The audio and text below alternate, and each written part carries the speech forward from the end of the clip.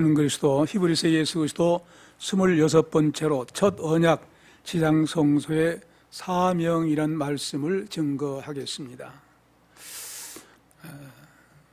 왜 이 하나님께서 이 성경을 통해서 히브리서를 기록하게 하셨을까? 여러분 좀 히브리서 쉽습니까? 어려운 말씀입니다. 왜냐하면 우리가 유대인이었다고 하면 이해가 쉬워요. 유대인이 아닌 이방인 가운데서 예수를 믿고 있었기 때문에 구약의 제사 제도를 잘 몰라요. 물론 성경이 있죠. 하지만 재미있게 읽습니까? 레위기서 그냥 그런가 보다 하고 읽을 수도 있습니다. 깊은 뜻이 있는데 그런 사실을 우리가 알지를 못해요. 근데 오늘 이 말씀은 왜 히브리서를 기록했을까? 누차에 말씀드렸습니다마는 유대인들, 히브리인들이 예수 그리스도를 믿고 신앙생활을 하고 있는 그 사람들에게 한 겁니다. 근데 그 사람들이 예루살렘에서 유대인들이 와가지고 율법을 지켜야 구원받는다고 또 그렇게 하니까 흔들리는 거예요. 그리고 제사 제도 지금도 그것을 강조한 거예요. 이 유대주의를 강조한 거예요. 유대인들처럼 하나님을 섬겨라. 그런 거예요. 그러니까 흔들려요. 예수 그리스도 믿고 있는데 그러면 또 그래야 된가? 이래야 된가? 저래야 된가? 중심을 못 잡은 거예요. 그런 사람들에게 모세를 통해서 율법과 제사 제도를 주신 것이 무엇 때문인 줄 아느냐? 바로 예수 그리스도를 그렇게 제사 제도를 통해서 보여주시기 위한 것이다.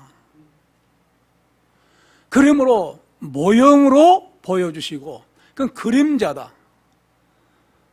그래서 오직 제사 제도와 그 율법은 예수님을 가르치기 위한 이 오늘 말씀에서는 비유라고 해요.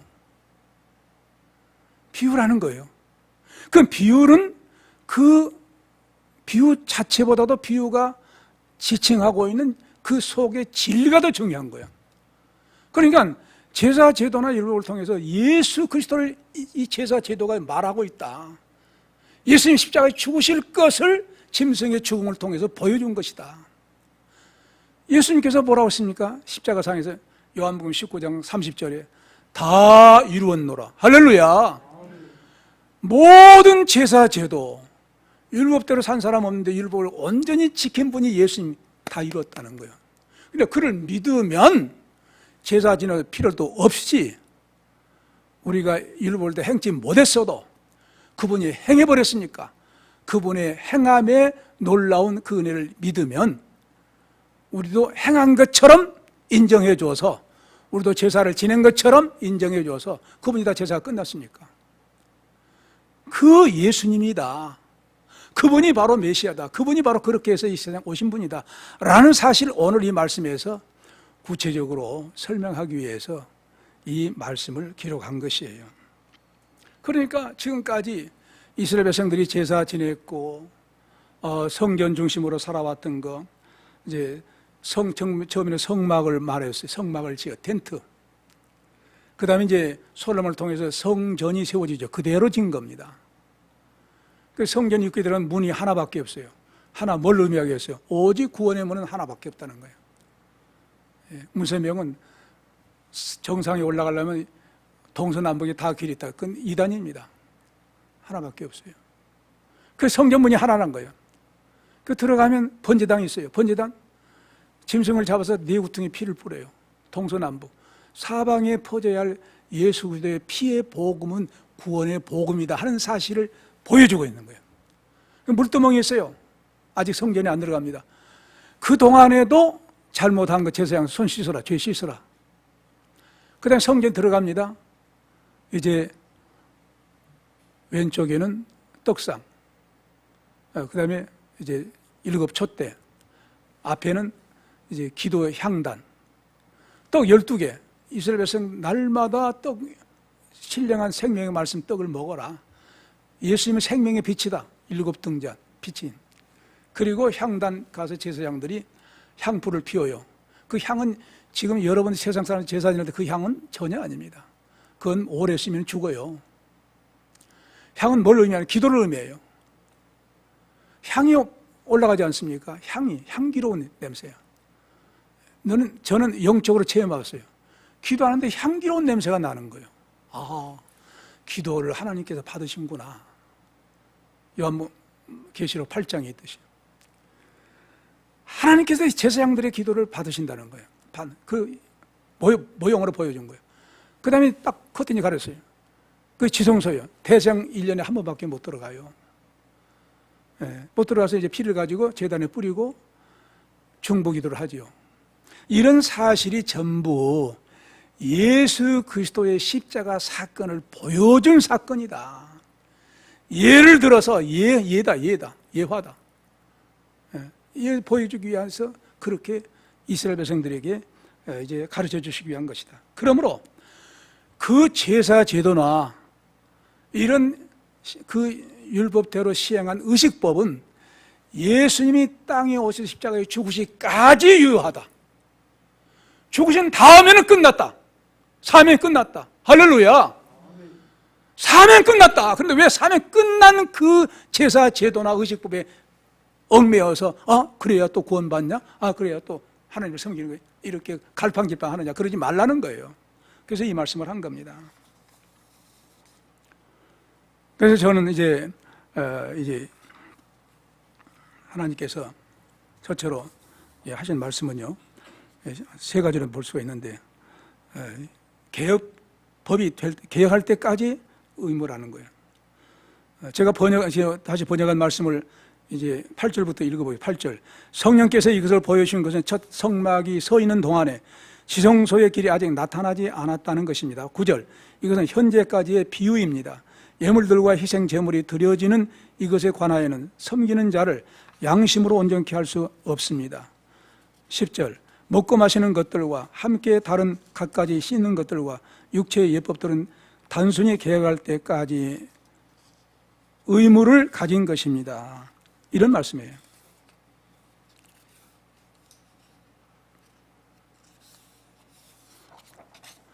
개혁할 때까지 예법으로 성소라는 거예요. 개혁은 바로 주님 오셔서 십자가에 죽으신 사건이 개혁입니다. 완전히 뒤바뀌어 버린 거예요. 끝났다. 주님이 모든 구약의 언약의 개혁자로 새 언약의 주인공으로 오셔서 이루신 거예요. 그냥 그동안의 제사 제도는 하늘에 있는 것들의 모형으로 보여준 것이다. 그런데 새 언약의 당사자, 하늘의 언약의 그 주인공이 오셔서 십자가상에서 다 이루어버린 거예요. 이루어 주신 거예요. 그래서 성막 제도나 성전은 그 예수님이 이루실 것에 대해서 비유로 보여주신 것이다. 모형으로 보여주신 것이다. 이제 실체가 왔으니까 그 모형, 비유, 이제 사명 끝난 것 아니냐. 그런 식인 거예요. 그래서 바로 그렇게 깨닫게 되는 것도 성령의 역사, 보이신 것은 성령의 역사로 이것을 우리에게 깨닫게 하신다. 그래서 첫 번째 성막이 서 있는 동안에 지성소의 길이 아직 나타나지 않았다는 거예요.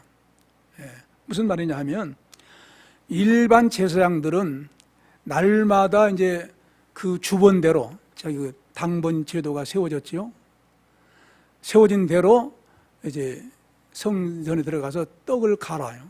매일 갈아요. 매일 새 하나님 말씀을 먹어야 된다.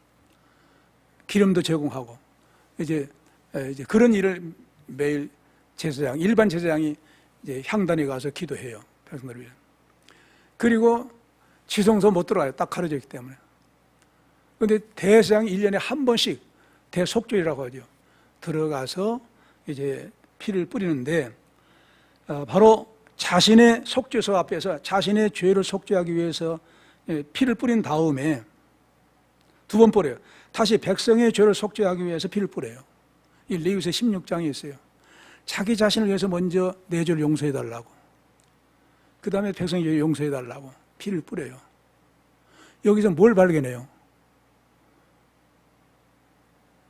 대제사장도 피를 뿌려 죄사함을 받아야 할 죄인이다 하는 것을 입증하잖아요.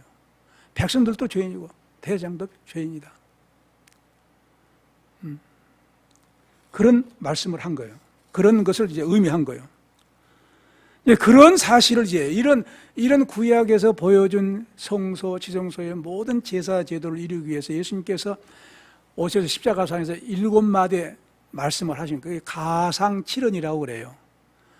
가상칠언이라고. 그런 가운데서 어떤 말씀을 합니까? 우리가 얼마나 고통이 심한지 뭐라고 합니까? 나의 하나님 나의 하나님 어찌하여 나를 버리셨나이까. 하나님 아버지께서 예수님 버리셨다는 거예요. 너 십자가에 죽어라. 왜? 우리 죄를 짊어지고 죽어야만 우리가 죄사함을 받고 구원받기 때문에 우리를 구원하시기 위해서 하나님 아버지는 아들을 십자가상에서 십자가에 못 박도록 버리신 거예요. 하나님의 은혜인 줄로 믿습니다. 그때에 휘장이 찢어졌어요. 그 성소와 지성소에 가려진 휘장이 딱 갈라진 거예요. 뭘 말해요? 예수님이 이루셨으니까 이제는 그럴 필요가 없다는 거예요. 1년에 한 번씩 들어가서 그동안에 뭐요? 죄인 날마다 제사장에 들어가서 또 제사 지내야 되고 기도를 해야 돼요. 날마다 완전치 못하다고 하는 사실을 보여준 거예요. 제사장이나 대제사장이나 그들이 하는 속죄의 사역은 날마다 부족한 것이다. 날마다 해야 될 만큼 완전치 못하다. 근데 우리 주님은 단번에 주셨어요. 다 이루셨다. 십자가상에서. 할렐루야. 단번에 이루셨기 때문에 이제는 그 더 이상 필요가 없다는 거예요. 그러면서 하나님 아버지와는 우리에게 화목제물이 되시고 또 우리 인간들에게는 하나님을 아버지라 부를 수 있는 자녀의 권세. 그래서 뭐라고 합니까? 아버지라고 하죠. 근데 원문에 보면 아바란 말은 아람어인데 참 놀라워요. 우리나라 말하고 똑같아요. 아빠예요, 아빠. 바르게 번역한다면 아빠, 아버지라 하느니라 그래야 돼요. 이 아람어의 아빠가 우리가 아빠 그러잖아요. 네. 큰아들은 저를 부를 때 아버지 그래요. 그런데 둘째 아들 성교사는 아빠, 엄마 그래요, 지금도. 어린 아이들이 부르는 거예요. 아빠, 엄마 그래요. 아빠. 멀어요? 아버지보다 멀어요? 가까워요? 친근하잖아요. 그만큼 하나님께서 우리에게 예수 그리스도를 말미암아 아버지라 아빠라 부르는 양자의 권세를 주신 거예요. 놀라워요. 십자가에서 다 이루셨으니까 이제 제사제도, 의식법 다 끝났다. 사명 다 한 거예요. 사명 그러니까 예물들과 희생들과 드려지는 이제에 관해서 섬기는 자를 양심으로 온전케 할 수가 없다는 거예요. 왜? 보세요. 제사장이 예물을 가지고 간다 할지라도 가지고 가는 그 제사장이 바로 원조의 본성을 가지고 있어요. 죄가 완전히 없는 사람이 아니라고 말합니다. 죄성이 있어요. 예. 그렇기 때문에 그런 제사장이 백성들을 위해서 온전한 제사를 드릴 수가 없다는 거예요. 그건 바로 외부적으로 보이는 성결 의식이라는 거예요. 아, 내가 손 씻는다. 피를 뿌린다. 제단에 피를 뿌린다. 피를 뿌리고 있네. 보이는 의식에 불과하다는 거예요. 그러니까 외적인 성결은 하지만 마음속에 있는 죄의식을 그것이 없애냐 그 말이에요. 못 없앤다는 거예요. 저는 똑같죠. 제가 제사장이면 똑같아요. 제가 하나님의 말씀을 여러분들에게 전하지만 그걸 전할 때는 거룩하게 보이죠. 하지만 생활 속에서는 내가 얼마든지 나도 죄를 지을 수 있는 거예요. 나쁜 생각할 수 있는, 나쁜 말을 할 수 있는, 욕을 할 수 있는 것이죠. 그런 사람이라는 거예요. 그런 사람이 어떻게 온전히 제사를 드릴 수가 있느냐. 그래서 온전한 제사 드릴 수 있는 그분이 예수 그리스도다. 그분이 오셨다. 그분이 오셔서 먹고 마시는 것도 다른 갖가지 신 그 율법의 육체의 예법들은 단순히 계획할 때까지 예수님 오실 때까지만이다. 그것은 겉사람만 깨끗하는 그런 의식법이다. 그래서 진정으로 창세기 3장 15절 구속에 우리를 구원해 주실 그분이 오시기까지 그분의 놀라운 역사를 그림자로 예화로 보여주신 것뿐이지 실질적으로 완전케 하지는 못한다. 그런데 완전케 하신 그분이 오셔서 이미 십자가상에 완전히 이루어버렸다. 그러니까 왜 갈팡질팡하느냐. 왜 다시 예법으로, 옛날 구약의 법으로 돌아가려고 하느냐? 돌아가지 말라. 이미 그 모든 구약의 제사 의식법이나 제사 제도는 마감이 됐다. 끝났다. 이 새로운 시대, 새 언약, 신약 시대가, 예수님의 시대가 열렸다. 그 새 언약의 대상이 예수 그리스도라는 거예요. 그게 바로 11절로 12절인데 제가 다시 번역한 말씀을 읽으면은 11절, 그래서 그리스도께서는 이미 이루어진 좋은 일들의 대상으로 오셔서 손으로 짓지 아니한, 즉 이 창조에 속하지 아니한 더 크고 온전한 성막을 통하여, 12절, 그분은 염소와 송아지의 피를 통해서가 결코 아닌 오직 자기 피로 단번에 성소에 들어가셔서 영원한 속죄를 이루셨습니다. 그런 말입니다. 근데 이제 우리 말은 번역이 안 됐습니다만 원문에 그런데란 말이 있어요. 왜냐하면 앞서서 이제 구약의 모든 제사제들을 얘기하면서 이제 더 결론적으로 들어가기 위해서 그런 말씀을 한 거예요. 그래서라는 말이 뭘 의미하냐면, 이제 장래 더 좋은 제사 제도를 예수님이 가지고 오셨다. 그보다 더 좋은 제사 제도. 그래서 구약 시대에서 본다면 아직 예수님이 오시기 전이니까 장래일이죠. 그래서 장래일이라고 한 거예요. 예수님이 오셔서는 이제 이루신 일이니까 장래일 아니죠. 그러니까 구약의 입장에서 본다고 하면 장래일이에요. 예수님이 오셔서 이루실 그 일. 그래서 장래란 말이 들어간 겁니다. 그리고 염소와 송아지 피를 가지고 하는데, 보세요. 염소와 송아지 피를 가지고 대상이 지성소에 들어가요. 두 가지 피예요. 그런데 송아지 피는 자신을 위한 것이고, 그 다음에 염소의 피는 백성을 위해서 속죄물로 드려요. 레위기 16장 11절로 15절에 나와 있어요. 그러니까 두 가지를 가지고, 자기는 이제 송아지 피, 백성들을 위해서는 염소 피 가지고 번제단에, 지성소에 법궤 위에 거기 가서 피를 뿌린 거예요. 그러니까 피 뿌림을 받아야, 피는 예수 그리스도의 피를 의미해요. 그걸 상징해요. 그 대제사장도 보혈피를, 예수님의 보혈피를 의지해야만 된다고는 사실을 보여준 거예요. 대제사장도 그러니까 부족한 사람이다. 죄인이다. 그런데 예수님이 오셔서 이 피조 세계에 속하지 아니한 그런 분으로 오셨다. 왜? 하나님이 이제 동정녀 마리아에게서 성령으로 잉태하셨으니까 전혀 인간의 성과는 상관이 없이 동정녀 마리아의 태우 속에 집어넣은 거예요. 그래서요, 여성들의 그 아이를 낳는 집을 자궁이라고 하잖아요. 별도의 집이에요. 하나님이 창조하실 때 이미 예수 그리스도를 성령으로 집어넣기 위해서 그렇게 창조를 하신 거예요. 놀라운 사실 아닙니까? 그래서 차단해버린 거예요. 인간의 어떤 것 들어오자마도록 차단한 거예요. 성령께서 역사하신 거예요. 그러므로 예수님이 오셔서 완전한 제사를 십자가에서 죽으셔서 모든 죄값을 지불하셔서 죽으심으로 말미암아 그때까지 예수님을 설명하기 위해서, 예수님을 비유로 보여주기 위해서 모형으로 제사 제도가 있었던 것이지, 이제 그분이 오셨으니까 다 제사 제도는 끝났다. 그러므로 하나님과의 화평한 놀라운 역사가 이루어졌죠. 단번에 끝나버린 거예요.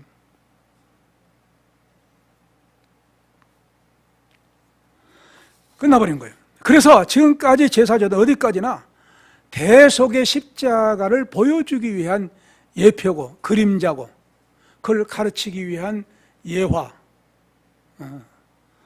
비유였다는 거예요. 그래서 마침표를 찍어버렸어요. 예수님 다 이루었다, 십자가 다 이루었다 할 때 성전이 찢어졌잖아요. 성전 휘장이. 끝났어. 자, 그런데 이스라엘 백성들이 계속 끝난 다음에도 성전에 가니까 주 70년에 로마 디도에 의해서 반란을 일으키니까 완전히 로마 군인들이 성전을 허물어 버린 거예요. 왜? 제사 제도를 끝냈는데도 계속 그렇게 제사 지내려고 하고 있느냐? 이제 끝났다는 걸 이방 군대를 통해서도 그냥 파괴해 버린 거예요. 놀라운 역사예요. 근데 유대인들은 지금도 그 성전을 회복하려고 합니다. 준비 다 해놨어요. 딱 어느 때 시작하라고 하면 시작할 거예요. 그때는 이제 성전에 누가 메시아라고 앉으냐 적그리스도예요. 종말 때 그렇게 된다는 거예요. 이제는 정말 예수님께서 다 이제 제물을 드려 단번에 죽으심으로 우리의 모든 죄를, 대상도 감당 못하고 세상 감당 못하는 그 죄를 친히 담당하셔서 십자가에 죽으심으로 죄값을 전부 청산해 버린 거예요. 얼마나 좋습니까? 그럼 우리는 그분만 믿으면 그분의 공로, 그분의 보혈, 피의 대속으로 구원받아서 오늘 나와 여러분들이 하나님의 자녀가 되어 하나님을 아빠, 아버지라 부르게 하는 양자의 권세를 가지고, 하나님의 자녀에게 양자 권세는 뭘 말합니까? 상속권이 있는 거예요. 하나님의 자녀가 되었다 하늘나라 상속권을 가진 거예요. 우리는 언제 어디서나 어떻게 혹은 병들어 고통하며 죽는다 할지라도 상관이 없는 거예요. 왜? 상속권을 가지고 있어요. 어느 나라에 가요? 하늘나라에 가요. 물론 평안히 죽으면 좋지요. 그러나 모든 사람이 다 평안히 죽을 수는 없는 거예요. 여러 가지로 죽어요. 아무리 잘 믿는 사람이에요. 그럴지라도 상관이 없어요. 어느 나라 들어가요. 죽음을 통해서. 영혼은 하나님 나라 상속권자. 이 귀한 복을 나와 여러분들이 예수님의 십자가의 공로로 받게 된 줄로 믿습니다. 기도합시다. 아버지 감사합니다.